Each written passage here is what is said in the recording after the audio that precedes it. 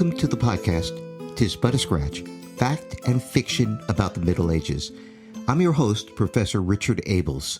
Today's episode concludes our series on the medieval papacy, from Bishop of Rome to the Papal Monarchy. I know, I've said that before, but I really mean it this time. Promises, promises. Yes, the voice you hear is that of my favorite co-host, my partner for life, and my inspiration for all things medieval, my wife Ellen. It's taken more than a few centuries of history and a few hours of recording to get here, but we're at Pope Innocent III. Do you have an overview and thesis you'd like to share?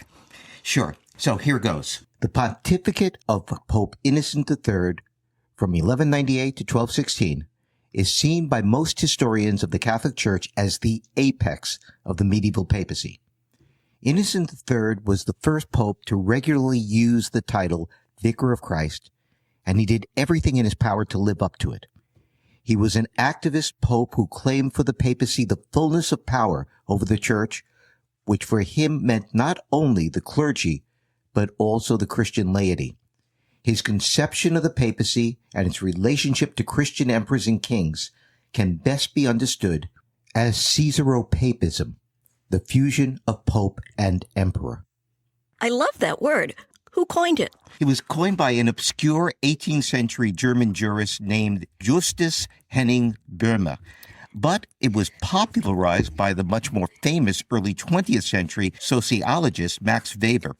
Both use the word to describe regimes in which the secular rulers have complete control over both church and state. Like Henry VIII, the supreme head of the Church of England. That would be a good example. But Weber himself chose as his historical example the Byzantine Empire. And I think it works equally well to describe a pope who claimed to be the supreme head of Christendom. Or an Ayatollah. Okay, but let's get back to your thesis. When they're available, I like to quote from primary sources that make my point, and I have one here. Soon after Innocent III became pope in 1198, he sent a letter to the nobles of Tuscany laying out his conception of papal supremacy over the secular rulers of Christendom. I quote, "Just as the founder of the universe established two great lights in the firmament of heaven, a greater one to preside over the day and a lesser to preside over the night, so too in the firmament of the universal church, which is signified by the word heaven, he instituted two great dignities, a greater one, that is the Pope, to preside over souls as if over day, and a lesser one to preside over bodies as if night. These are the pontifical authority and the royal power. Now, just as the moon derives its light from the sun is indeed lower than it in quantity and quality, in position and in power, so too the royal power derives the splendor of its dignity from the pontifical authority," end quote. That's interesting. Not only did Innocent III know that the moon shines with the reflected light of the sun, but he expected the recipients of the letter, the Tuscan nobility, to know it. I'm not as surprised. The 12th century was a period of renewed interest in classical philosophy and science. You mean the 12th century Renaissance? Yeah, the term was coined by the early 20th century American medieval historian Charles Homer Haskins. The relationship between the light of the sun and the moon was discovered by the ancient Greeks. Innocent III, however, may have been thinking of the church father St. Ambrose's use of the metaphor to describe the relationship between Christ and the church. But back to Innocent's letter. The language in it is absolutist, but here rhetoric outstripped reality. Can you explain? Innocent III's pontificate is seen as the apex of the papal monarchy in large part because of his successes in a series of political conflicts. But those successes were as much a matter of circumstance as they were an acknowledgement of papal authority. As I said at the end of the last episode, Innocent was fortunate to become pope when he did. In 1198, the empire was in the grips of political instability and chaos. The Emperor Henry VI had died in 1197, leaving a 3-year-old child, the future Frederick II, as his heir. This led to a struggle for power between Henry VI's younger brother, Philip of Swabia, representing the Hohenstaufen family, and Otto of Brunswick, the candidate of the rival Welf family. Each was elected King of Germany by his adherents. With the German throne in dispute, imperial power in Italy was in the hands of German officials appointed by the late emperor, while Sicily was ruled by the child Frederick under the guardianship of his mother and a council of bishops. Okay, so the secular authorities were relatively weak. Exactly. Innocent III's victories over Emperor Otto IV, King Philip Augustus of France, and King John of England, which we're going to talk about, were due as much, if not more, to Pope Innocent III's ability to play politics and to exploit the rivalries of secular princes as it does to the power and influence of the papacy. Excommunication and interdict, that is, the Pope's ordering the clergy of a principality to go on strike, were powerful weapons, but as I'll show, they became most effective when backed up by the support of lay power and the threat of force. On the other hand, a case can be made for Innocent III's pontificate as the apex of the papal monarchy within the Church itself. Pope Gregory VII, in a document known as the Dictatus Papae, and we talked about that in an earlier episode, had claimed papal supremacy over both the Christian clergy and laity. In the late 11th century, however, few bishops and even fewer secular rulers accepted his claims. But as we discussed in the last episode, the papacy grew in power over the 12th century as the ecclesiastical institutions that defined the medieval Catholic Church gradually emerged. Unlike Gregory VII, Innocent III inherited mechanisms with which to exert what amounted to royal authority over the clergy, over the Church itself. He had a well-organized college of cardinals and central administration, a systematic code of canon law that emphasized the supremacy of the Pope, a developing system of judicial appeals to the papal courts from local ecclesiastical courts, the acknowledged supremacy of the Pope over local bishops, bolstered by the institution of papal legates representing the Pope in other dioceses. He also had greater revenues than any previous Pope had. He had the emergence of international religious orders that answered directly to the Pope, most notably the Dominicans and the Franciscans. He had crusades, and he had the emergence of papal licensed universities. Gregory VII had to rely on propaganda, exhortation, and if all else failed, threat of excommunication and interdict to advance his agenda, because he had no system of control over the clergy, let alone over the laity. Innocent III used propaganda, exhortation, and the threat of excommunication and interdict, but he also enjoyed mechanisms of control created by his predecessors. Did Innocent III enter the papacy with an agenda? I think the agenda that he brought with him into the papacy was the moral reformation of the clergy. But most of his agenda as pope can best be described as reactive. When Innocent III ascended the papal throne in 1198, the Church faced external and internal threats and challenges. Jerusalem remained in Muslim hands despite the partial successes of the Third Crusade. The Catholic Church continued to be in schism, with Byzantium and the Patriarch of Constantinople refusing to recognize the primacy of the Bishop of Rome or to enter into conformity with Roman liturgical practices. Domestically, southern France was rife with the Cathar heresy, which the Count of Toulouse ignored and to which many of the noble families of Languedoc actually belonged. Heresy also flourished in the cities of northern Italy, where the Waldensians, the Umiliati, and the poor Lombards shared a doctrine of apostolic poverty and attacked the institutional church and the papacy as corrupt and venal.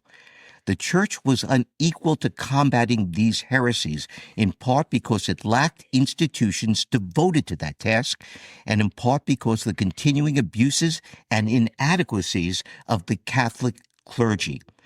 As Pope, Innocent III was not only the spiritual head of Christendom, but he was the secular ruler of the Papal States and the feudal overlord of the Kingdom of Sicily, which in 1198 included all of southern Italy.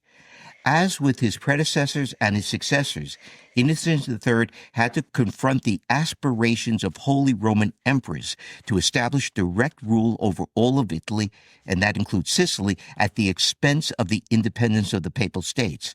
Ad hoc challenges also sprang up to the papacy's control over the episcopacy and its oversight of Christian rulers' moral behavior, all of which Innocent had to contend. Innocent III's weapons to combat these challenges were crusade, the spiritual weapons of excommunication and interdict, and church reform. The fullest expression of his conception of the church and the papacy's role within it are the canons of the Fourth Lateran Council of 1215, the most important church synod of the Middle Ages. Popes before Innocent III had claimed feudal overlordship over the Kingdom of Sicily. To this, Innocent III added the kingdoms of England and Aragon. As the spiritual leader of Christendom, he was also able to coerce a reluctant King Philip Augustus of France to accept back a wife whom he had repudiated. Now, having said all of that, I'm also going to argue that Innocent III's ability to judge, correct, and order Christian rulers was conditional on historical circumstances. As always, we need to distinguish between theory and practice, and here between authority and actual power. Okay, so who was Innocent III and how did he become pope? Like so many other medieval popes, Lothario dei Conti of Segni, the future Innocent III, belonged to two powerful noble families of the Papal States. Why am I not surprised? Yeah. Few popes in the High Middle Ages didn't belong to one of the families of the Roman patriciate. As his name suggests, Innocent III's father was the Count of Segni in the Roman Campania. His mother was a member of the powerful Scote family. His uncle was Pope Clement III, and the future Gregory IX was his cousin. Pretty incestuous. Yeah. Well, that was one of the arguments for the enforcement of clerical celibacy. But back to Innocent III.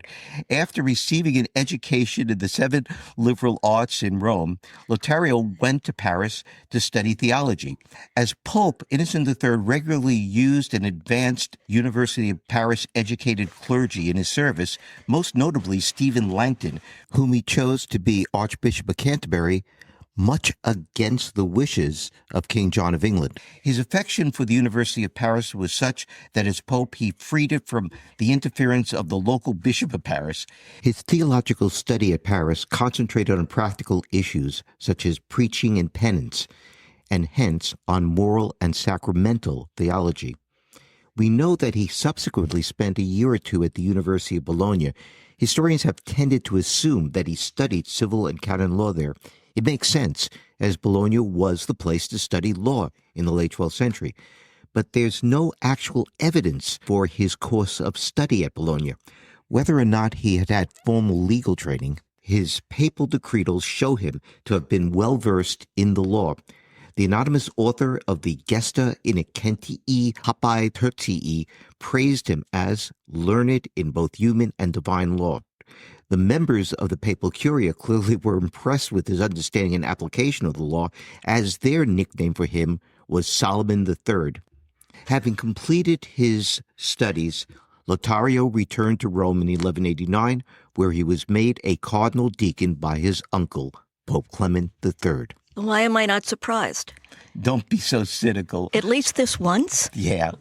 Lothario was among the more qualified clerics to serve in the Roman Curia. By all accounts, he was deeply pious, and that's reflected in 2 treatises he wrote while he was cardinal deacon. The Mysteries of the Mass, written in 1195, and The Misery of the Human Condition, or Concerning Contempt for This World, written in 1196. The latter was a really popular work. Sounds like a page-turner, but how do we know this? It survives in 700 manuscripts. Okay. To put that into perspective, that's more than the number of extant manuscripts of Gratian's Decretum, which was the standard manual for the study of canon law in universities, and just about the same number as Peter Lombard's Sentences, the basic textbook for the study of theology in medieval universities.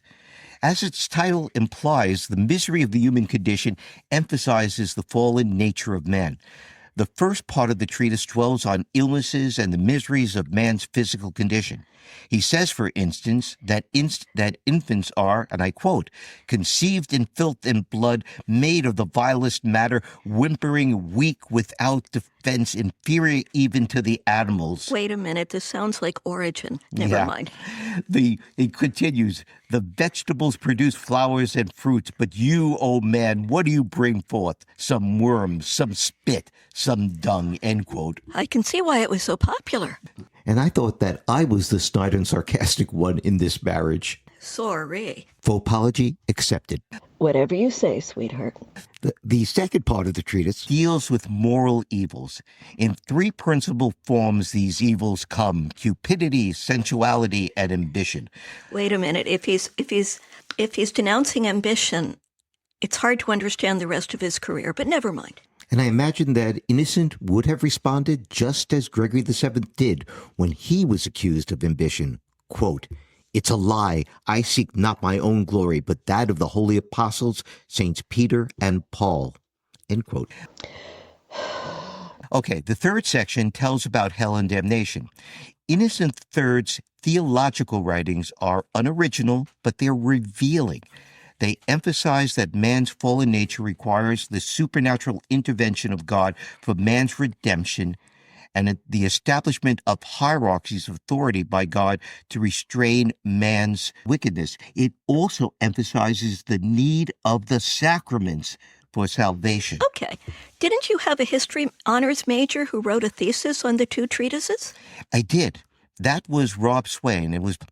He wrote an outstanding and highly original honors thesis connecting the concerns and policies of Pope Innocent III to the two treatises he wrote as a cardinal deacon. I wasn't the only one impressed by it. The department's honors committee awarded it the McMurtry Award for the Best History Honors Thesis for the academic year 2012.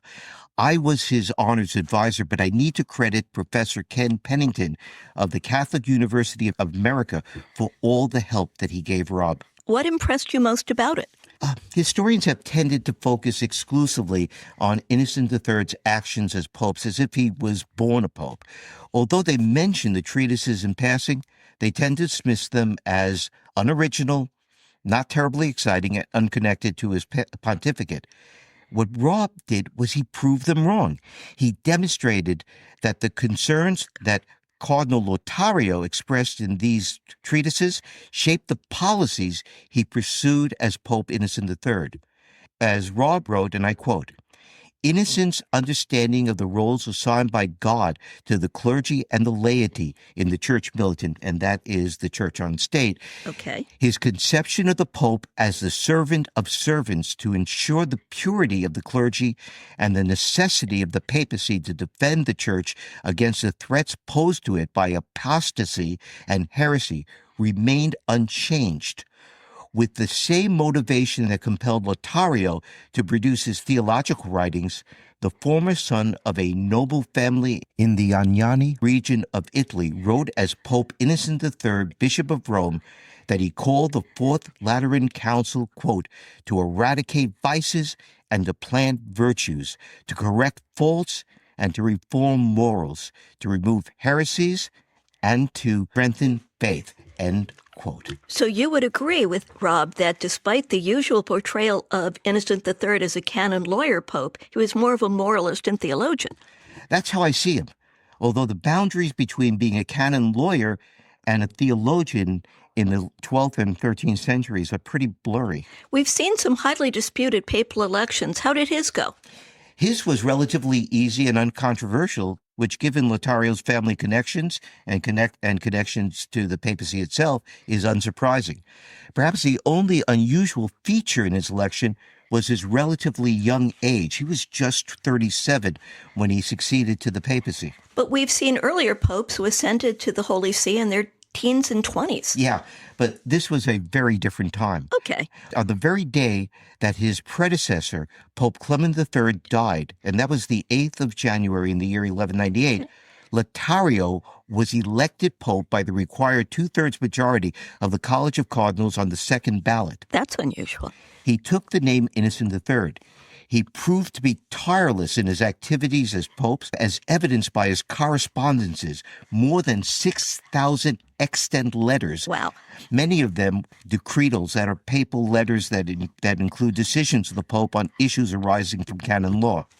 I've seen a picture of him. Shows him with an oval head, long, thin nose, prominent ears and chin, wearing the papal tiara headpiece and pallium roll. Any idea if it's accurate? You're referring to a very famous fresco portrait. It's in the Sacro Speco cloister in Subiaco, Italy, and it seems to have been painted really very soon after his death. The picture seems to be on the cover of every biography of Innocent III, as well as on the Wikipedia page. But the short answer is, I don't know how accurate it is. Contemporaries describe him as short in stature, pleasing in appearance, how vague is that, and clear in speech. He had a sense of humor. Reportedly. Yeah. Okay. He had a sense of humor and a liking for scholarly conversation. He welcomed reformers and critics, though not heretics. He possessed a sincere love of spiritual simplicity, which led him to embrace the Franciscans and the Dominicans, and he promoted movements of lay piety like the Humiliate and Poor Catholics to lure Waldensians back into the church.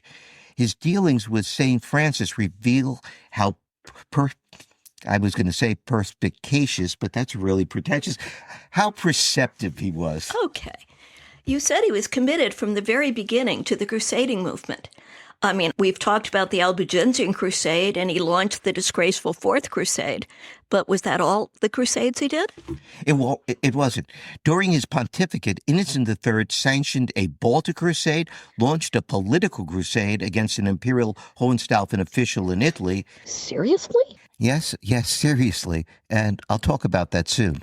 And toyed with a French crusade against the excommunicated King John of England, although he eventually switched sides in that conflict. How edifying. And that was the subject of an early episode. And although it didn't set out until after his death, Innocent returned to the central and original goal of the crusading movement, the recovery of Jerusalem, by calling for the Fifth Crusade. Which was unsuccessful, too. Yeah, it was. In fact, the only crusade to the east that was fully successful was the First Crusade, and maybe the truly weird Sixth Crusade of 1228 conducted by the Emperor Frederick II while he was under excommunication. But that one at least restored Jerusalem to Christian control, although it did so through negotiation rather than the proper way, by taking the city from the infidels by force. In other words, if your horses aren't up to their knees in blood, it wasn't a good crusade. Yeah. Okay. And if I remember correctly, Jerusalem didn't stay under Christian control very long. No, it didn't. It just stayed under Christian control for 16 years before it was retaken by Muslims, who then held it until 1918. Okay, so why did it take him until 1202 to call the Fourth Crusade and 1209 to launch the Albigensian Crusade? The Albigensian Crusade, as you know, was the consequence of a specific event, the murder of a papal legate, Peter of Castello, in 1208, and Peter of Castello became a saint. You're because right. of it. Innocent III began his pontificate by calling for a crusade against the pagan Livonians of the Baltic, and by calling for a crusade to the east. The latter, however, didn't get underway until 1202, and that was because Innocent III had a threat closer to home, which required a crusade of a very different sort. On November 24th, 1199, Innocent III sent an extraordinary letter to the Sicilian people denouncing the man who claimed to be their overlord, Marquard of Anweiler. He condemned him as another Saladin. Huh? Innocent III declared that by Marquard's alliance with the Saracens and his atrocities against Christians, which he didn't enumerate them, Marquard had set himself against the cross and opened a way for the conquest of Italy by the infidel. So desperate was the situation that the Holy Land itself would best be relieved by defense of Italy, for if southern Italy should fall to the Saracens, who could believe in Christian power to restore Jerusalem? The Pope therefore granted to all those who would resist Marquard the same indulgences given before only to crusaders who took the cross against Muslims in Palestine and Spain. Oh boy. So who was this Marquard, and was he a heretic? And if not, how did he get to be the object of a crusade? Great questions. Marquard was a German ministerialis who had been one of Emperor Frederick Barbarossa's most trusted advisors. A ministeriale? If I remember correctly, weren't they ennobled serfs of the German crown? Yeah, ministerialis was really a weird thing. They were a class of unfree nobles. Unfree nobles. They were nobles who were descended from serfs. I know that sounds like an oxymoron, but it wasn't for medieval Germany.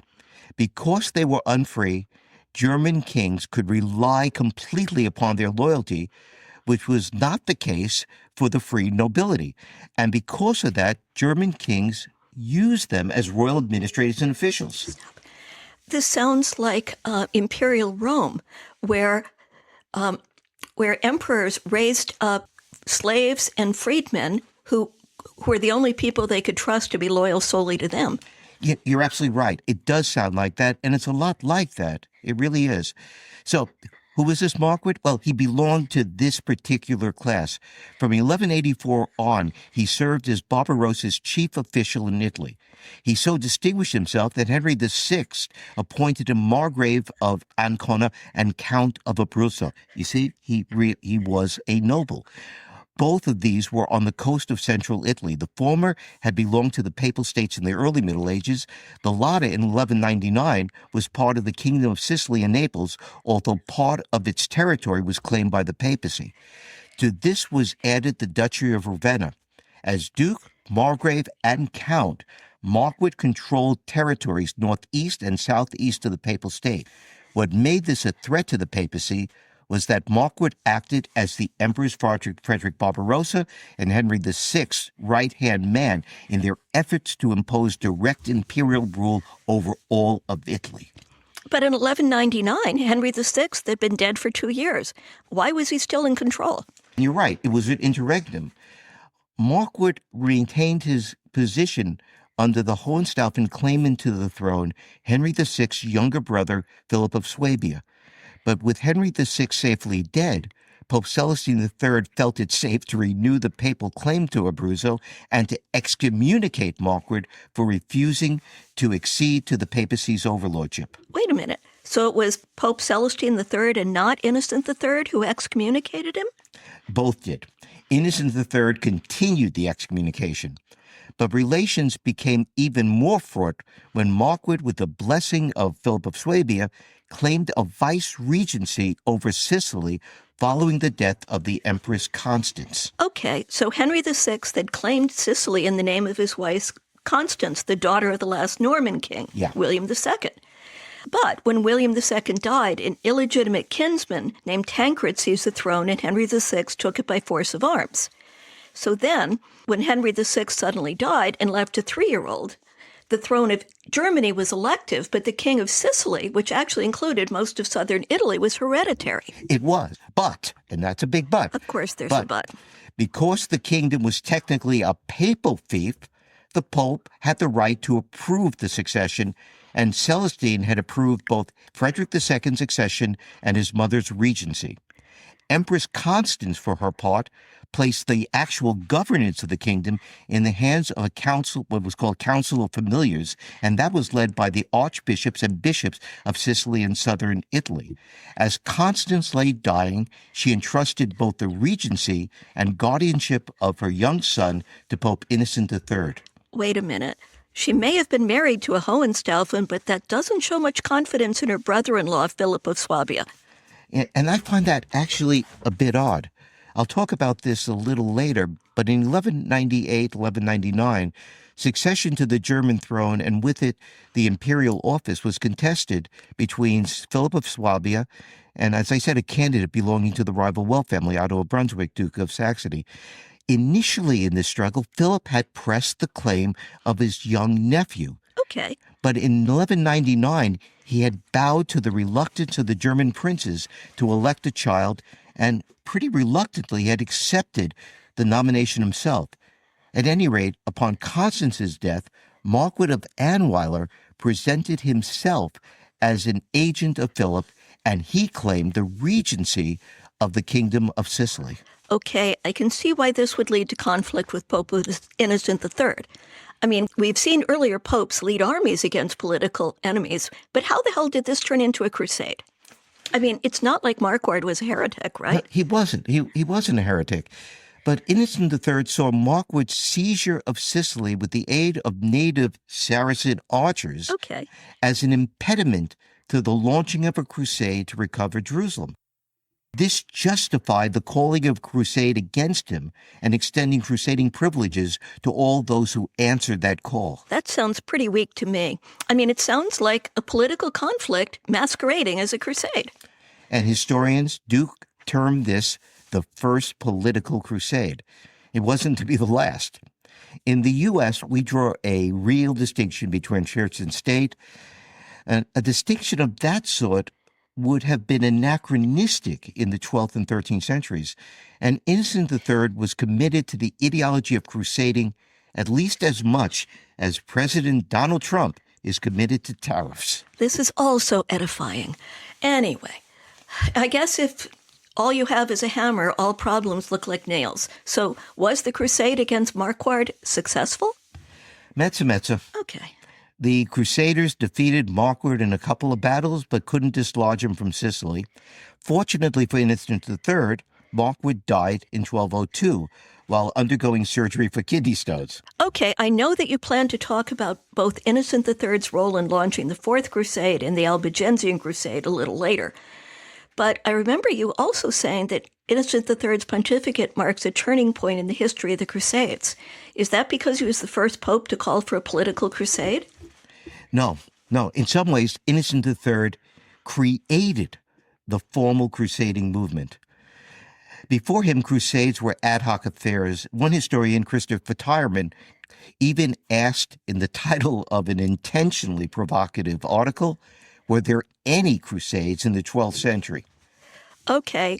I don't understand how he could question whether the first three crusades were really crusades, but I assume it has a serious point, right? Yeah, Tyerman is an extremely important historian of the Crusades. Since the death of Jonathan Riley Smith, I'd say he's the preeminent historian of the Crusades.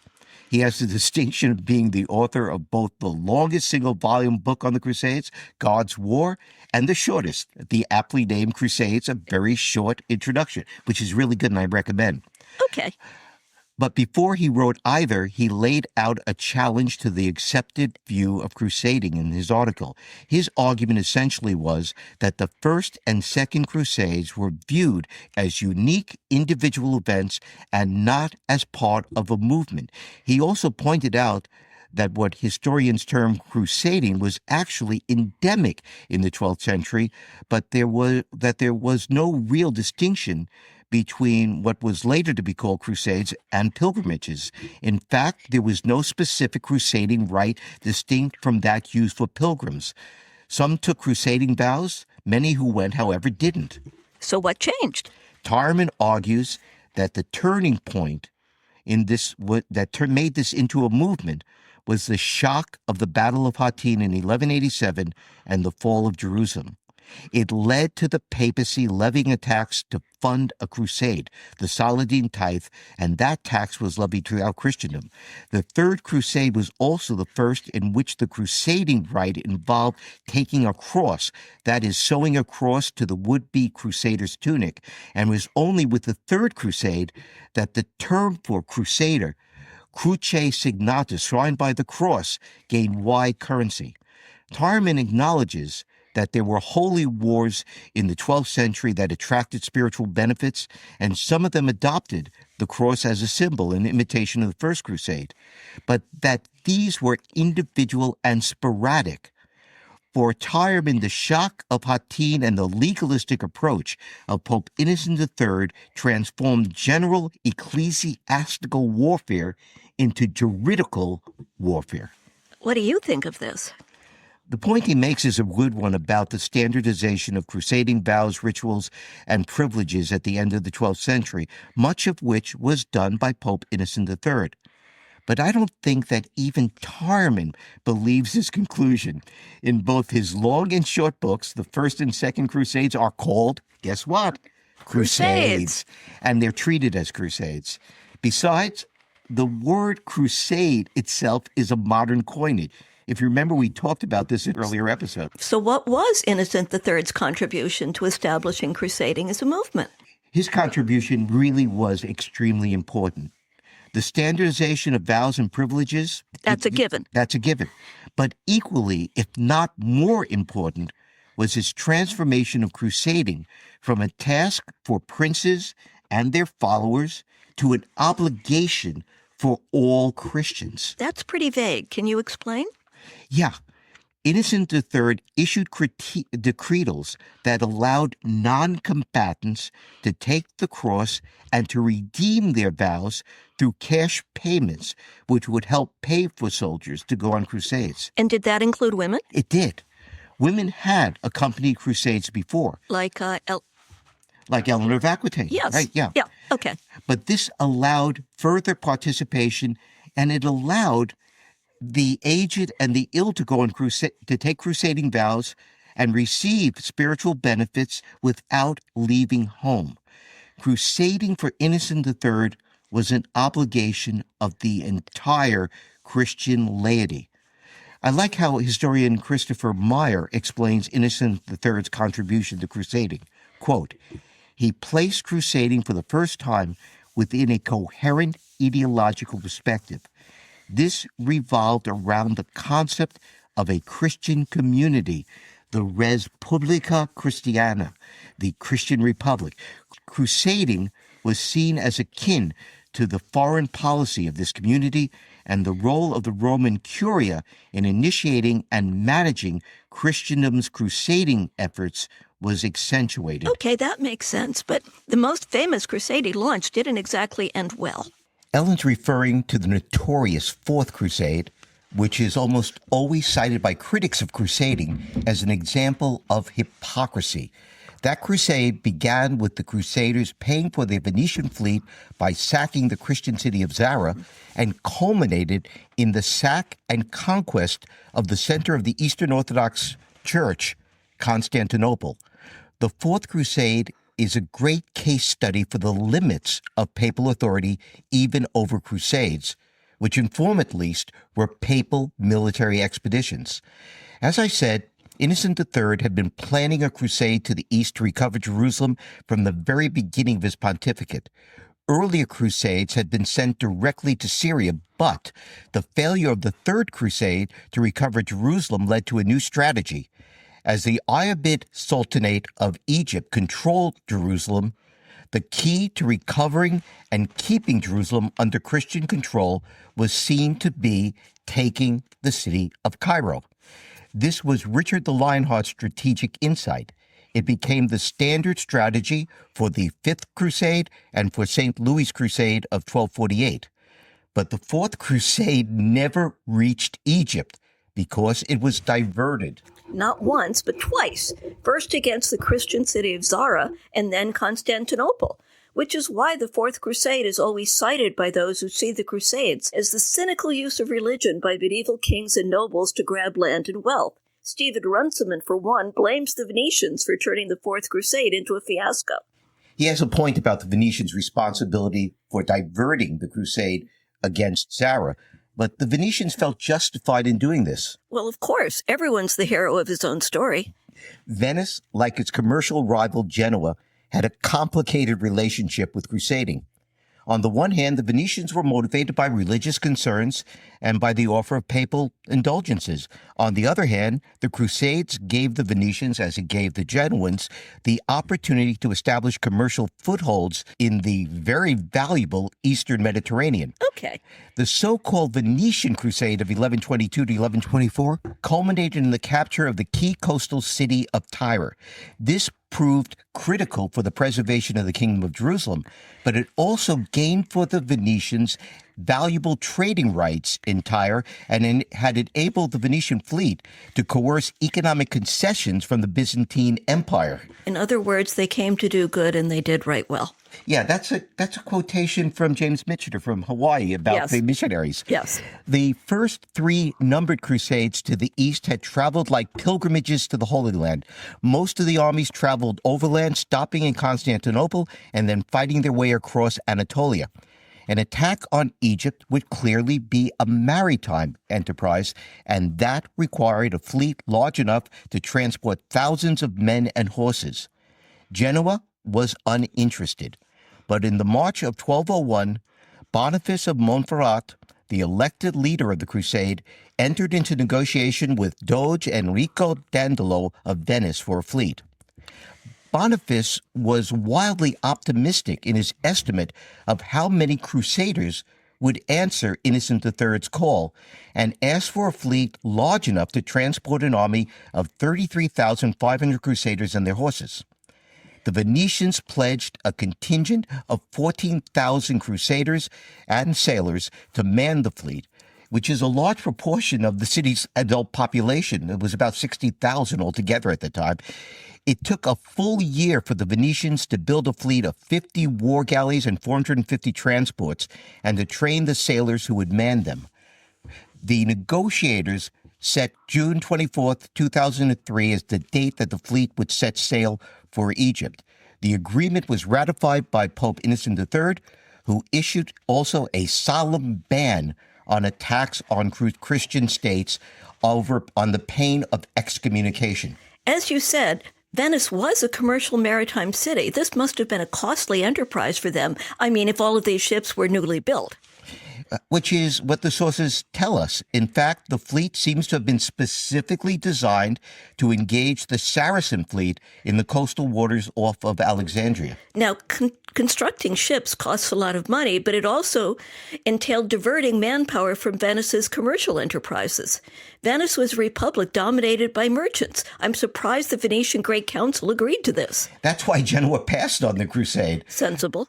The Venetians are often portrayed as the villains of the story, but to be fair, the Venetians who took the cross seem to have been committed to the crusade as the French. But the Venetian Great Council was filled with businessmen. They were prepared to support a crusade, but not if it meant the financial ruin of their city. The agreed-upon sum to pay the Venetians for supplying the fleet was 85,000 silver marks. The Venetians should have gotten a down payment.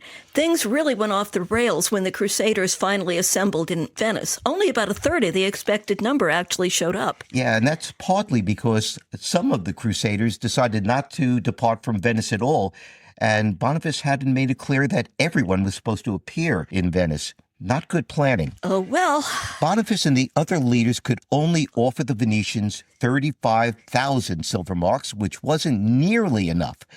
They scraped together an additional 14,000 silver marks, which the sources say reduced the Crusaders to extreme poverty. It's a pity the papacy couldn't have forked over some. Never mind. Never mind. Okay. At that point, the Doge, Enrico Dandolo, came up with a way to pay the outstanding debt. The crusading army could pay by serving as a mercenary force to take the city of Zara, which is modern-day Zadar, on the Adriatic coast of Croatia. Zara had been under the lordship of Venice throughout much of the 12th century, but had rebelled in 1181 and had offered itself to King Emico of Hungary. Dandolo regarded this as treachery. It was also of concern that Zara was a commercial rival. Complicating matters for the Crusaders was that Emico had taken the cross himself 2 years earlier and, like them, enjoyed crusader privileges that ought to have protected his territories from other litigation or attacks. Dandolo assured the Crusaders that Emico was a false crusader, that he had only taken the cross to protect himself against the claims of his brother Andrew. He also told them that either they come up with the rest of the money they pledged or work off that debt by aiding the Venetians to take Zara. Okay.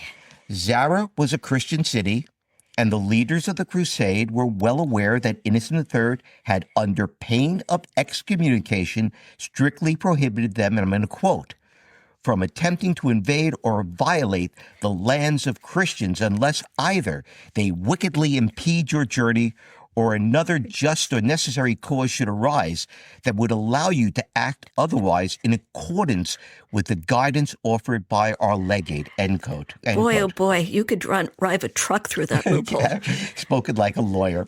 Boniface of Montferrat and the others were sufficiently concerned to consult the papal legate embedded in the crusade, and that was Cardinal Peter Capuano. Boniface of Montferrat and the other leaders of the crusade explained to the papal legate their dilemma.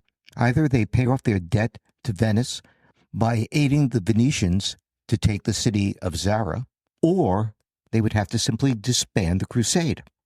The legate, without consulting the Pope, assured them, and I quote again, the Lord Pope would prefer to overlook whatever was befitting of them rather than have the pilgrimage campaign disintegrate, end quote. Interpreting this as having the legate's permission, Boniface and the others, with a few exceptions, swore an oath to Dandolo that they would aid him in the siege of Zara. Okay, I can see how the leaders of the crusade could say that they did as they were ordered. I mean, a necessary cause has arisen, and they acted otherwise in accordance with the guidance offered by the legate. Yeah, again, spoken like a lawyer. But when Peter Capuano went to Rome to inform Innocent that the crusade was sailing against Zara before it went on to Egypt, the Pope had a fit. He refused to allow Peter Capuano to return to the crusade, and he dictated a letter to Boniface warning that if the Crusaders actually went through with it and attacked Zara, he would excommunicate the entire crusade. The whole crusade? Was he serious? He was, and he did. I think that Boniface knew this as well, as he kept the Pope's threat to himself and his closest associates. What? Yeah, but a group of northern French barons headed by Simon de Montfort. That's Simon de Montfort? The one who led the Albigensian Crusade? Yeah, the very same Simon de Montfort. Okay. This group strongly opposed attacking a Christian city while they wore the cross. As the army sat under the walls of Zara, a council of nobles was called to discuss the matter. One of the resistors, Abbot Guy of Vaux-Seigneur, had obtained a copy of Innocent's letter, and he read it aloud to the assembled nobles. He emphasized the Pope's threat of mass excommunication. Guy then hammered the point home, saying, quote, "My lords, in the name of the Pope of Rome, I forbid you to attack the city, for the people in it are Christians, and you wear the sign of the cross," end quote. Wait a minute. And after all that, the crusade didn't disband. They ignored the Pope, they took Zara, and they sacked the place. You're right. Simon de Montfort and a few others at this point left the crusade, declaring that they didn't take the cross to attack Christians. But most of the nobles who led the crusade were persuaded by the response of Doge Dandolo, who argued that justice was on the side of the Venetians, that Emico of Hungary bore the sign of the cross falsely, and the French had given their solemn word to the Doge and could not go back on it without dishonoring themselves, and that he would not forgive the debt that they still owed. Bound by their word, the leaders agreed to fulfill their side of the deal. The attack proceeded, but significantly, the leaders didn't tell the rank and file that they were facing excommunication. The citizens of Zara hung banners marked with crosses on them from their windows and the walls of the city to remind the Crusaders that they were fellow Catholics. But this didn't prevent the city from falling after a brief siege. There was extensive pillaging, and the Venetians and other Crusaders came to blows over the division of the spoils. Of course they did. Even if I could accept that the Crusaders felt compelled to fulfill their pledges to the Venetians, which is a stretch, how did that justify ransacking Zara? That was just standard operating procedure in medieval sieges. Besides, the rank and file of the Crusader army was impoverished and hungry. That's why they violently attacked their Venetian allies when those allies tried to take a loot away from them. And did Innocent III follow through and excommunicate them? He did. When Innocent III heard of the sack, he sent a letter to the Crusaders excommunicating them, repealing their Crusader privileges, and ordering them to return to their holy vows and to head for Jerusalem. Out of fear that they would dissolve the army. I mean, I don't get it. You've portrayed excommunication and interdict as the Pope's nuclear arsenal. But, I mean, Innocent III is excommunicating people who didn't do his bidding, and they just kept on refusing after being excommunicated. I mean, why weren't they afraid of damnation? I'm sure that they were afraid of damnation. Excommunication had to be really scary. This is an age in which you don't have atheists, you don't even have agnostics. People are believers. They believe in heaven and hell. But if a king was in good health and felt secure in his control of his kingdom, he could ride out an excommunication, seeing it as the Pope's negotiating tactic or a bishop's negotiating tactics. But if he fell ill or was faced with foreign invasion or internal rebellion and required the legitimacy that only the church could give him, then excommunication became a real and present threat. That reminds me of the story of the Norman King of England, William Rufus. Rufus was probably medieval England's least pious king. I mean, he was happy to leave the Archbishopric of Canterbury vacant and pocket its revenues until he felt seriously ill. Fearing that he was going to die, he appointed the most pious man he could think of, Anselm, Bishop of Bec. Saint Anselm. Yeah. But when he recovered, he found himself stuck with an archbishop he couldn't cow or control. I mean, he couldn't die without a pious archbishop, but he couldn't live with one either. Okay, back to the Fourth Crusade. That's a good story, and it does support my point. We tend to forget how young medieval rulers were, and young people, even those who think of themselves as warriors, tend not to think much about death. Okay, back to the crusade. Innocent III's commitment to the crusade won out over his anger and disgust with the sack of Zara. He convinced himself that it was all the fault of the Venetians, and soon after that lifted the excommunication against everyone except for the Venetians. Okay, and fat lot of good that did. The only accomplishment of the Fourth Crusade was the sack of Constantinople and the conquest of what remained of the Byzantine Empire. Even if I could maybe muster a little sympathy for the Crusaders with their dilemma at Zara, I can't understand how a crusade against the Egyptian Sultanate with the goal of conquering Jerusalem ended in Constantinople. The short answer is because of a series of accidents. I'm a strong believer in contingency as a key component of historical causation. This sounds like Gory, a series of unfortunate events. That's actually Lemony Snicket's A Series of Unfortunate Events by Daniel Handler, who admits that he was heavily influenced by Edward Gorey. But the reference is spot on. The leaders of the crusade were still intent upon following through with the crusade after taking Zara. They had to if they wanted Pope Innocent III to lift their excommunication. But even though they had paid off their debt to the Venetians, the crusading army was flat broke. It was in desperate need of money. And then an unexpected event changed the course of the crusade.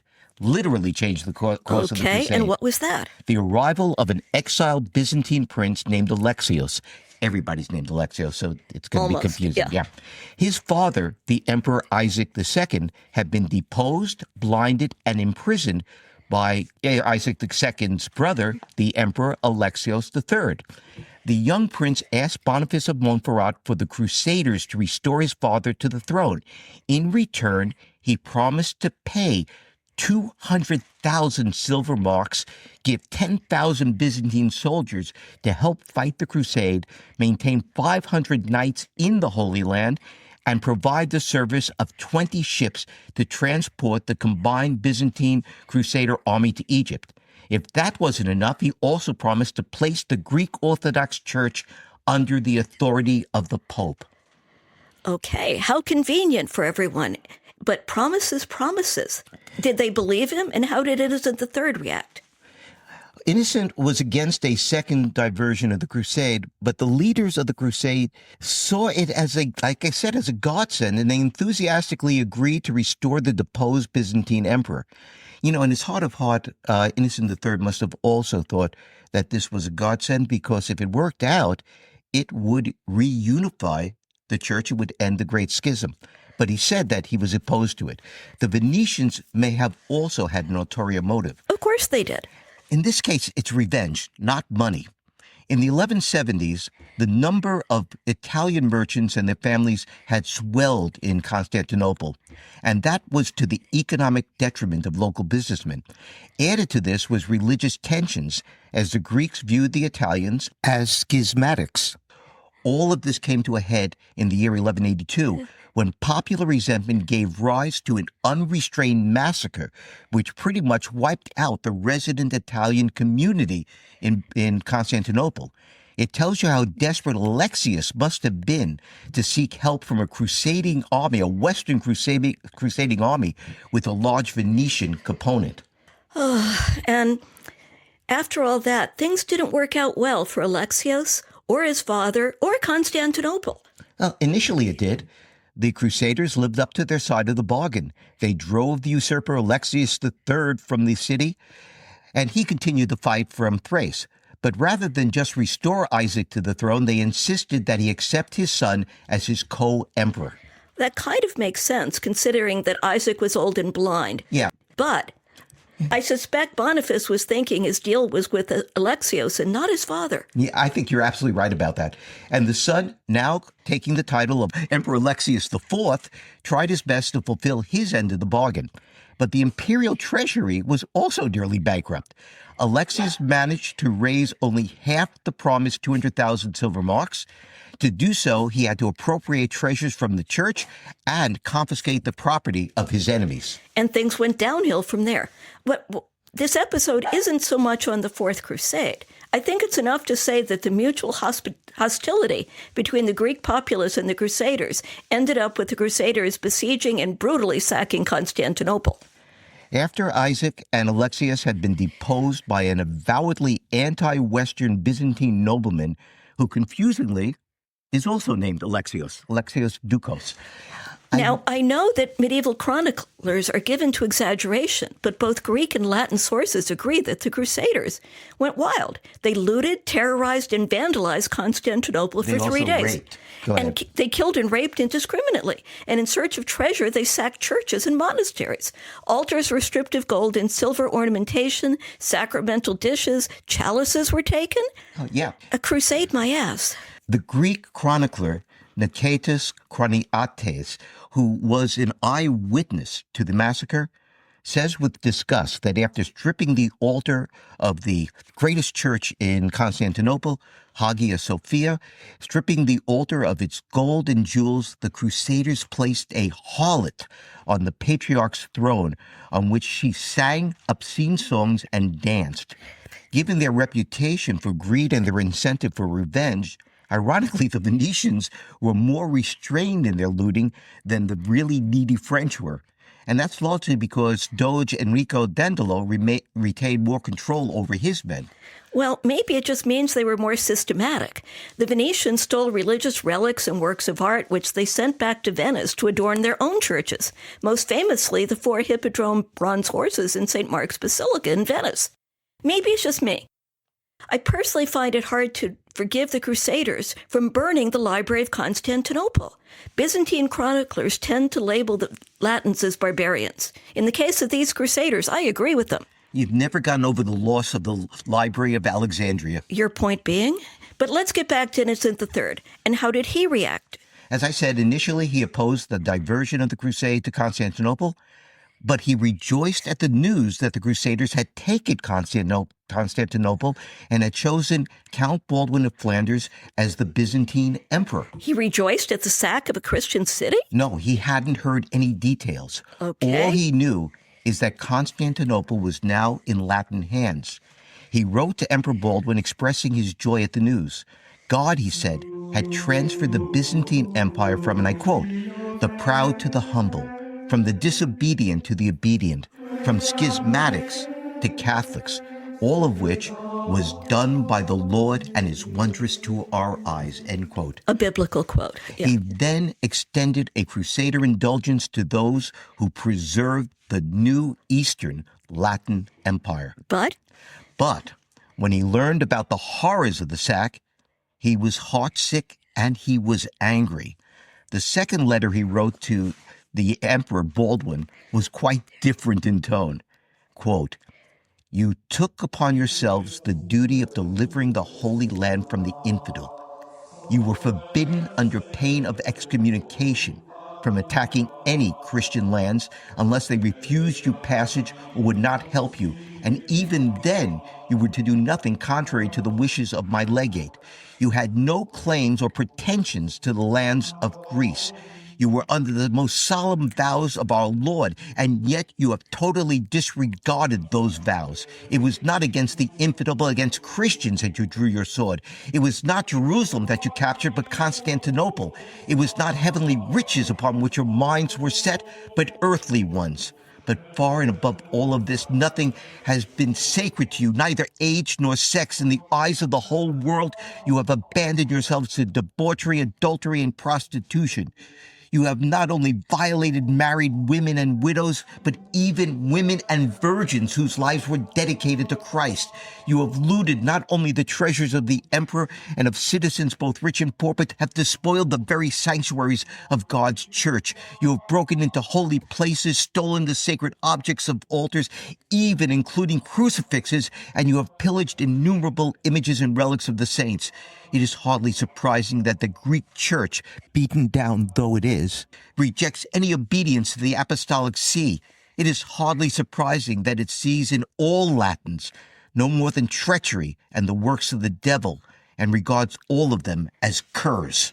Okay, don't hold back. Tell us what you really think. But it's interesting that even here, Innocent is concerned with how the sack will reflect on the Holy See.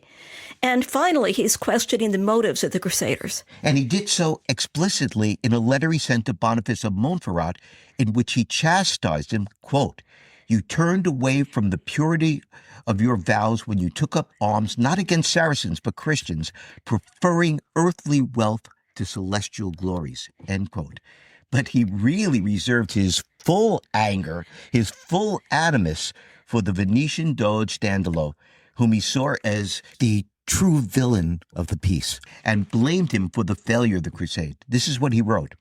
"It was you who deliberately deflected a crusading army designed to make war against the Saracens.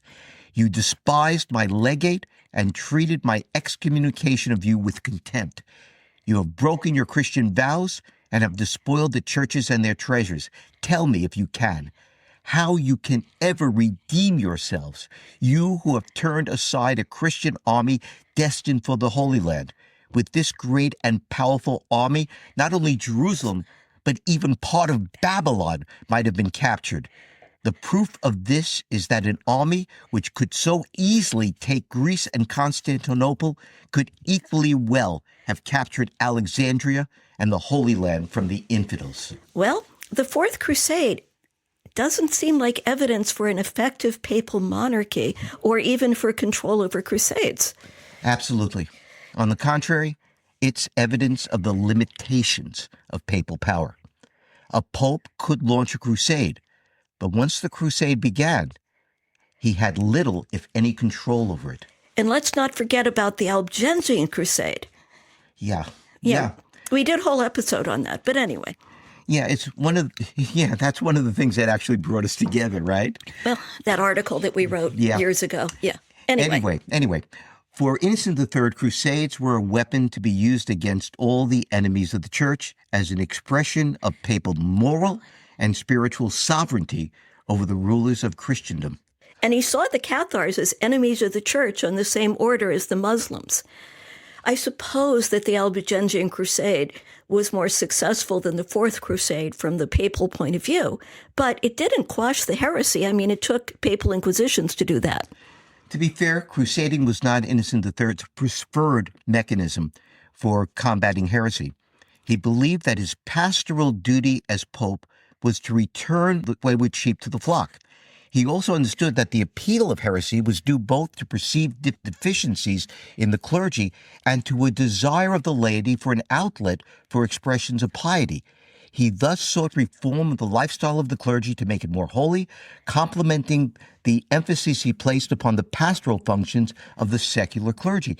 In contrast to his predecessors, who had condemned the Waldensians as heretical and their emphasis upon apostolic poverty as a threat to the church, Innocent III sponsored orthodox movements of spiritual piety and apostolic poverty most notably the Franciscans and Dominicans, and he used them as weapons in the war against heresy. The original or spiritual Franciscans also emphasized poverty and could as easily have been condemned as the Waldensians had been. Their saving grace, at least in St. Francis's lifetime, was his obedience to the papacy. Innocent III welcomed reformers and critics, though, as I said earlier, not heretics. He possessed a sincere love of spiritual simplicity, which led him to embrace the Franciscans and Dominicans and to promote movements of lay piety like the poor Catholics, so he could bring the Waldensians back into the church. His dealings with St. Francis reveal how perceptive he was. Well, yeah, it's really interesting. Francis seems to me so much like Waldo that it would have been easy to turn him away as another promoter of heresy. Both were laymen. Waldo was a successful merchant in Lyon, and Francis was the son of a successful merchant in Assisi who became convinced that Jesus required them to give away all they owned and embrace poverty. When Waldo went to the Roman Curia with a single companion in 1179 to seek papal approval for his poor men of Lyons, he was required by Pope Alexander III to present their beliefs before a panel of 3 clerics. And they were questioned on their views on translations of the gospel into the vernacular, since Waldo and most of his followers were illiterate in Latin, on the role of the ministerial priesthood, and whether Jesus required his followers to embrace voluntary poverty. I mean, Alexander III was impressed with Waldo's piety and sincerity, but not their grasp of theology. So he affirmed the poor men of Lyons' vow of poverty, but forbade them to continue preaching because they were laymen. Preaching was to be reserved to the clergy. Easy enough to do, unless one believes that one has a calling from God, which was exactly what Waldo believed. What made Waldo and his followers heretics was their refusal to obey the Pope's prohibition against preaching. And their condemnation as heretics radicalized the movement. They came to question not only the clergy's monopoly over preaching, but over the sacraments. For them, the true priesthood was that of all true believers.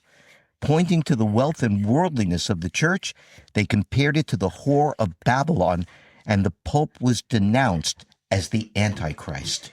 I mean, sounds a lot like some Protestant movements of the 16th century. And the Waldensians as a group survived into the Reformation, and they became a Protestant sect. But in the early 13th century, they were still not regarded as a real threat by the church authorities. Well, that explains why they got so little attention in Manuscript 609, the mid-13th century inquisitorial register that was the database for my senior thesis on the participation of women in the Cathar heresy of southern France. And which evolved into our only co-authored publication. We talked about that in an episode on the Cathar heresy and crusade in southern France. But what I want to emphasize here is how differently Innocent III responded when he met Francis and his followers. Francis and his original 11 followers, who, like him, had come from the merchant class, went to Rome in the year 1209 to ask the Pope for recognition as a new monastic order. He had one great advantage that Waldo lacked. Francis's piety and sincerity had greatly impressed the Bishop of Assisi and Cardinal Ugolino, the future Pope Gregory IX, who recommended Francis to Pope Innocent III. Ugolino was the Pope's nephew, which gave weight to his sponsorship. Wait a minute. I'm not trying to be cynical here, but was it so much that Pope Innocent III was perceptive and perspicacious? I don't know how to pronounce that thing, but was it one more example of it all depends on who you know? I think it's not an either-or. I think it's both in this case. Okay.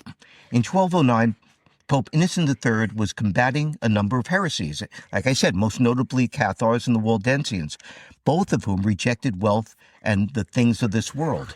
And Innocent III had proclaimed a crusade against Count Raymond of Toulouse in January 1208, and at the time he met Francis, the crusade was just gearing up. Good point. Innocent regarded heresy as a cancer that needed to be excised from the body of the church. Crusade was the ultimate weapon to be wielded against it, but he knew that crusade on its own could not win hearts, minds, and souls. For that, what was needed was education, preaching, and a clergy that lived a life of holiness. What I remember about Francis's meeting with Innocent III is that the Pope reportedly had a dream in which Francis physically kept the Lateran from collapsing. Giotto did a famous painting of it. That is the story of the meeting related by Francis's successor as head of the Franciscans, St. Bonaventure. What is certain is that the initial meeting didn't go well. Innocent and his cardinals were unimpressed by the ragged young layman. The cardinals told the Pope that Francis was only fit to preach to pigs. The Pope sent Francis and his followers away. But that night, Innocent had a dream in which he saw the Lateran Basilica beginning to tumble down until Francis pushed it upright. The Pope regarded this as a message from God. He recalled Francis and his companions, and in the presence of the papal curia, he recognized the new order and its primitive rule. Of course, this is a story related after both Francis and Innocent III are dead. Never mind. And Francis was a saint by then. Yeah. Innocent also gave Francis and his followers permission to preach. I wonder whether the Franciscans would have gone the way of the Waldensians if he hadn't. God only knows. Ugh. Okay. Sorry, I know. Yeah. I don't think there is a single reason why he responded in this way. Innocent clearly was impressed with Francis's authentic piety and humility, qualities that he cherished. That Francis, unlike Waldo, expressed devotion for the priesthood and enjoined that his followers obey the commands of bishops and priests probably helped. The notoriously unreliable 13th century English historian Roger of Wendover heard that Innocent had dismissed Francis that day, telling him snidely to go preach to pigs. Francis dutifully went out and found a group of pigs to preach to. Yeah, right. The story was meant to illustrate Francis's love of God's creation, but it also emphasized his obedience, as well as his literal-mindedness. The latter was a quality that ensured that Francis and his followers would not go the way of the Waldensians. But that might also have explained Innocent's openness to Francis's appeal, is that the Pope had the foresight, the perspective to see how Francis could be used as a counter to the Waldensians. The Franciscans, along with the poor Catholics, offered pious laymen the same opportunity to embrace apostolic poverty while remaining faithful Catholics. What was different about Innocent's reception of Francis and Pope Alexander III's response to Waldo was both the personalities of the two popes and the differences in the historical context. In 1179, Alexander III viewed heresy as a concern. In 1209, Innocent III viewed it as an existential threat. Which had more to do with the Cathars than the Waldensians. True, but I don't think that it has been appreciated fully enough how Francis offered a counter to the Cathars as well as the Waldensians. If I were to ask you, what is St. Francis best known for today? I'd say preaching to the birds and bunnies. Yeah. His praise of God's physical creation is expressed in his Canticle of the Sun, right? As opposed to the Cathars, who taught that all of material nature is evil and the creation of Satan. Okay. Yeah. Francis didn't debate the Cathars. He simply pointed out the beauty of God's creation. When you characterized Innocent III's ideology as Caesaropapism, I thought less about his crusading than his attempts to impose papal authority over secular rulers. We're running long, as always. Yeah, as always. But I think we need to talk about that aspect of his pontificate. He coerced King John of England to accept an Archbishop of Canterbury that he hated. John, in order to lift Innocent III's interdict in his own excommunication, submitted England to the lordship of the papacy, receiving it back from the Pope as a fief. England wasn't the only kingdom that recognized Innocent III as his feudal overlord. He established similar relations with the kingdoms of Hungary, Poland, Aragon, and, as we've said, Sicily. In practice, this meant that the Pope enjoyed a titular overlordship and received with it the payment of an annual tribute of recognition.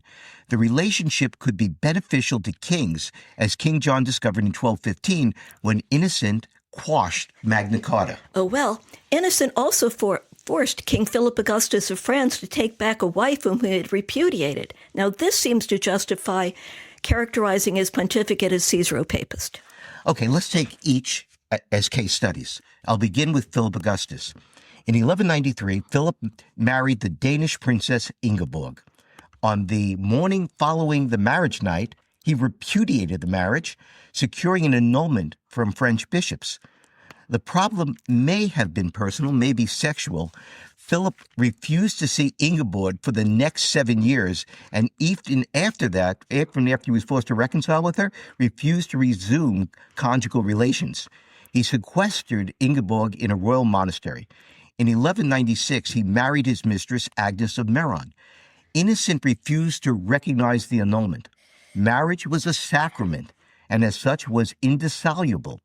Annulments, which meant that you never really got married in the first place, could be only granted if the marriage was invalid because of either consanguinity, that's incest, or had never been consummated. The first was easy, since the Church's definition of incest in marriage was within 7 degrees. Wow. And since each degree was a generation, that meant that if a man and a woman shared a common ancestor within 7 generations, they couldn't marry. I mean, that included third cousins. Given how small the nobility of medieval Europe was, proving consanguinity was usually not a problem. Yeah, it was a get-out-of-marriage-free card, actually. Okay. But apparently, Philip had managed to marry one of the very few princesses in Christendom to whom he wasn't blood related at all. Okay. He also was initially unwilling to claim that he had failed to consummate the marriage. The French bishops had granted him the annulment as a courtesy to their feudal overlord. Innocent III wasn't as accommodating. He ordered Philip to take Ingeborg back, put Agnes aside, and begin annulment proceedings in the papal court. Philip refused, and Innocent ordered the papal legate in France, Peter of Capua, to place the royal domain under interdict, and that was in 1200. Philip responded by asking the papal legate to hear his request for an annulment, at least that part of it. Innocent lifted the interdict. Agnes's death after delivering a son in 1201 eased the problem a bit. Philip wanted his children by Agnes, he had a daughter by Agnes, also legitimized, and Innocent wanted Philip's support for his struggle to get Otto the Wealth recognized as King of Germany. So Innocent gave into Philip's request and declared Agnes's 2 children to be legitimate. The matter dragged on from 1201 to 1212 when Philip, changing his tactic from claiming consanguinity to non-consummation due to Ingeborg's sorcery. He must have really hated the woman. He could have taken her back and ignored her since he had a male heir. He could have, but he didn't. Why on earth would any medieval queen have wanted to use sorcery to prevent her husband from consummating the marriage? Her only security is to have heirs. Never mind. And I'm sure you're not surprised to learn that Ingeborg vigorously denied the charge. But what I find especially interesting is that the suggestion that Philip had not consummated the marriage because of Ingeborg's sorcery didn't come from the Capetian court. It came from Innocent III and the Roman court. In 1207, Innocent really did need Capetian support in his conflict with Philip of Swabia. And he wanted this conflict over the marriage to be over, and he suggested that if, in fact, Philip had not consummated the marriage, and it wasn't because Philip lacked manliness, but it was because of Ingeborg using magic spells to make him impotent, that would be grounds for an annulment, and Innocent could grant it. Okay. With the assassination of Philip of Swabia in the following year, Innocent returned to a hard line. The final reconciliation came about in early 1213. Innocent needed Philip's support for a crusade against the heretics in the south and against, now, this is always great, he needed support against Otto IV, who was now King of Germany and Emperor. Philip, facing hostilities from England and its allies, Flanders and Germany, planned an invasion of England. Innocent wished to support this invasion since John was an excommunicated ruler, and he had been since 1209 because of the Stephen Langton affair. But Pope and French king needed to resolve the problem of the marriage for this alliance to be consummated. What a pun. I love it. In April of 1213 at Soissons, where Philip had summoned a council of his barons to plan an expedition against England, Philip agreed to receive Ingeborg back. He now had 2 full-grown sons, and with the succession secure, he deemed it prudent to give way on the question of the marriage. Innocent had finally won. Sort of. And that's a natural segue to King John. The dispute between Innocent and John was over a disputed election to the Archbishopric of Canterbury. Okay. On the death of Hubert Walter, Archbishop of Canterbury in 1205, the younger canons of the cathedral chapter elected Reginald, the sub-prior of Christ Church, Canterbury, as archbishop, while another faction chose John's preferred candidate, John de Grey, who was the Bishop of Norwich. So I assume both sides appealed to the Holy See. As was their right. Innocent III rejected both elections and ordered the 16 canons of the chapter who had gone to Rome with a mandate to act in the name of the whole chapter to hold in his presence another election. In the papal curia, then serving as a cardinal priest, was a very bright young Englishman, Stephen Langton. The Pope nominated him to the Canterbury delegation, who dutifully elected Stephen Langton as archbishop. The Pope consecrated him on the 17th of June in 1207. And I'll bet John did not respond well. As was his wont, John had a royal fit. John refused to accept the new archbishop, whom he suspected because of his long stay in Paris, and he closed all the English ports to him. He compounded matters by expelling the monks of Canterbury. Innocent responded in March of 1208 by placing England under interdict, and John answered with the confiscation of all clergy's lands who refused to perform divine services. Innocent then excommunicated John, who seems to have shrugged it off and continued to pocket the revenues of the church in England. Okay. John's discovery, however, of a baronial plot to kill him in 1212, coupled with the threat of an invasion from France, forced him to reconsider.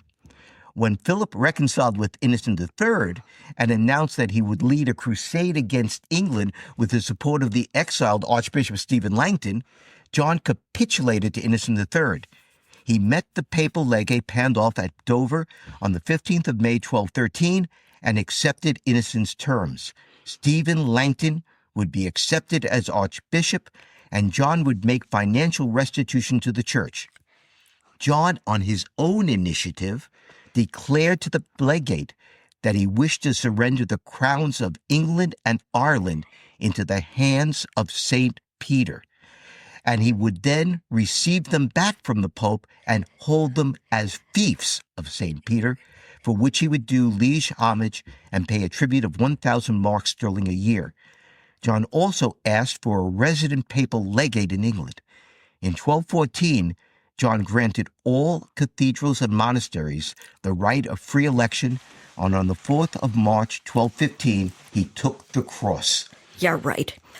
It's obvious John did all of this only because he feared a combined baronial revolt and French invasion. He needed the Pope to protect him, and that explains why he turned England to a fief of St. Peter.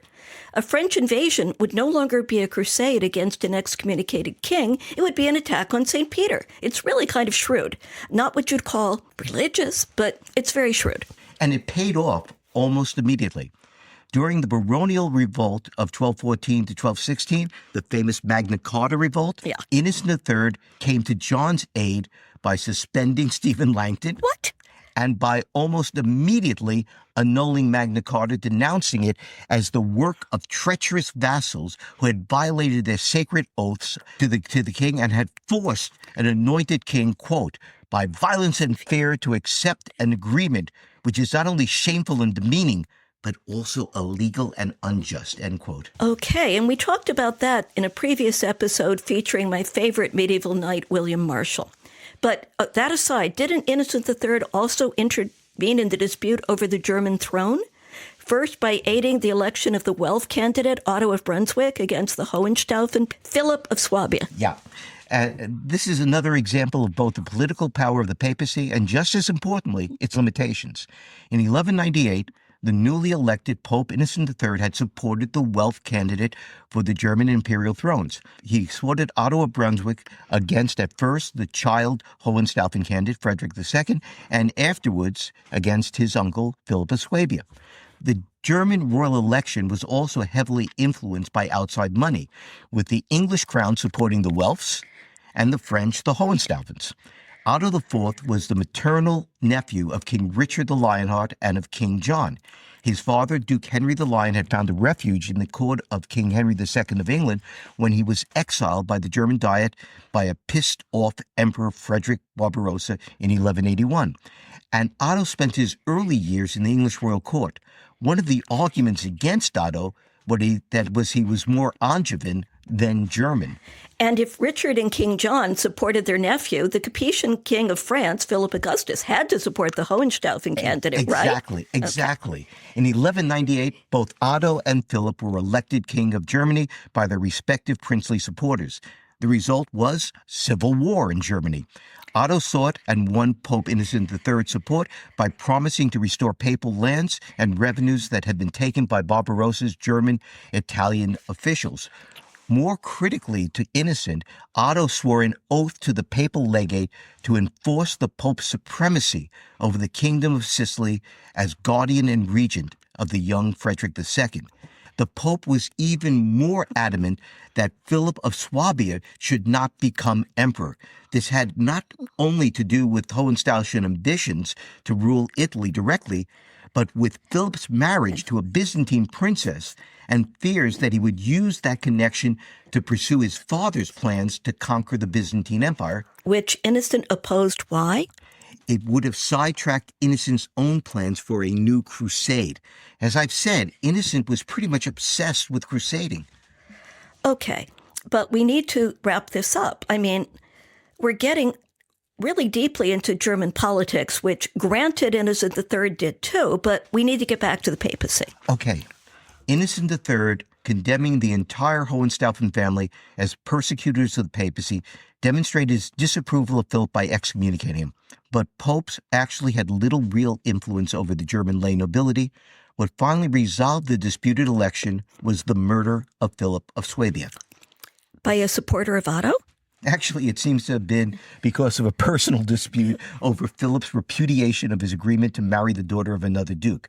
But that left Otto as the only undisputed king of Germany and allowed him to be elected and consecrated Holy Roman Emperor. So how did Innocent III stop supporting Otto? Because Otto renounced his oath to the papal legate and launched an expedition to conquer Sicily. None of this has anything to do with religion. Okay, never mind. Innocent III responded by excommunicating Otto and releasing his vassals from their oaths of loyalty to him. This gave an excuse for discontented German nobles to rise up against Otto, which caused him to break off the Sicilian campaign. It also led the now teen-aged Frederick II to seek the throne of Germany. In 1212, with the support of the papal legate, Frederick II was now crowned King of Germany. To get that support, Frederick II held a diet that issued the Golden Bull of Eger. The Golden Bull of Eger? Yeah. Okay, what's that? A royal edict confirmed with the approval of the assembled princes. Frederick II conceded to the papacy the free election of bishops and abbots, unrestricted right of appeal to the papal curia, respect for the independent status of the papal states, and support in Innocent's war against heresy. And did that end the civil war in Germany? Not in the very least. Otto IV blew off the excommunication and retained the loyalty of most of the German princes. What led to his deposition wasn't any action taken by Pope Innocent III.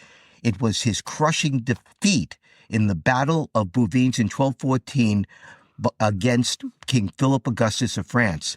King Philip is said to have sent Pope Innocent III the imperial eagle that Otto had dropped on the battlefield. Ooh. A disgraced Otto was deposed. Frederick II was now the sole German king, and in the year 1220 was crowned Roman emperor by Pope Honorius III. And they all lived happily ever after? Better than that. Yeah. The point that I would make, and the one that I will end on, is that Innocent III came out as the winner in the dispute over the German throne, as he had in his conflicts with King Philip Augustus over his marriage to Ingeborg and to King John over the Archbishopric of Canterbury. But in each case, circumstances favoring the Pope explained the outcome. None of these Christian rulers simply acceded to Pope Innocent's commands unless circumstances forced them to do so. I mean, he couldn't even prevent a crusade that he had launched to obey his commands not to attack a Christian city. If this was the apex of the Papal Monarchy, then Caesaropapism was more theoretical than real. Exactly my point. Okay, now, we really are out of time, but at least we can't stop without saying a few words about the Fourth Lateran Council. I've heard you say it was the culmination of Innocent III's pontificate. The Fourth Lateran was an ecumenical council held in the Pope's Lateran Palace in Rome in 1215. An eyewitness described the pageantry of its opening, quote, "The greatest Roman nobleman swathed in silk and purple preceded him to the accompaniment of drum and chorus, strings and organ, and the resounding harmonies of trumpets, and an infinite multitude of clerics and people followed. Roman boys raising olive branches met the Lord Pope with shouts, and as is their custom, kept saying Kyrie eleison and Christi eleison without interruption. Right away at the end of the bridge across which one approaches the church, uncounted lanterns suspended on ropes throughout the streets and alleys strove to make the brightness of that day succumb to the brilliance of their own light.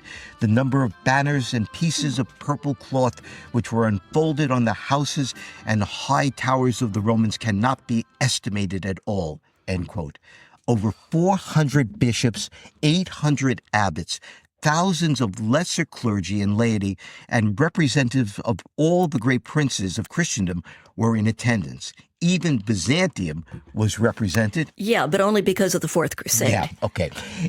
Innocent III called the council to deal with a variety of issues in business. The deposed Emperor Otto IV sought reconciliation with the Pope.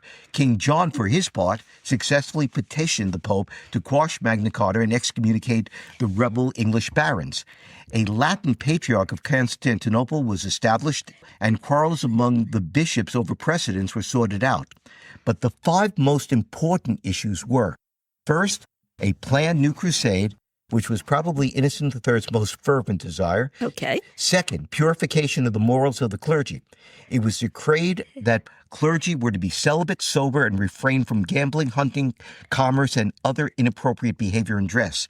They were also prohibited from participating in judicial ordeals. Whether Innocent intended this or not, it altered the whole judicial system of Christian Europe. Ordeals and oaths on relics had been the main instruments to determine guilt or innocence in trials. In England, it was replaced by jury trials, on the continent by inquests before secular judges. Frankly, I think that was an unintended consequence. I think that the reason for the prohibition of priests from participating in ordeals or trials by combat is simply because of the prohibition against a priest shedding blood. It's a blood taboo. It really isn't anything, I think, having to do with the law itself.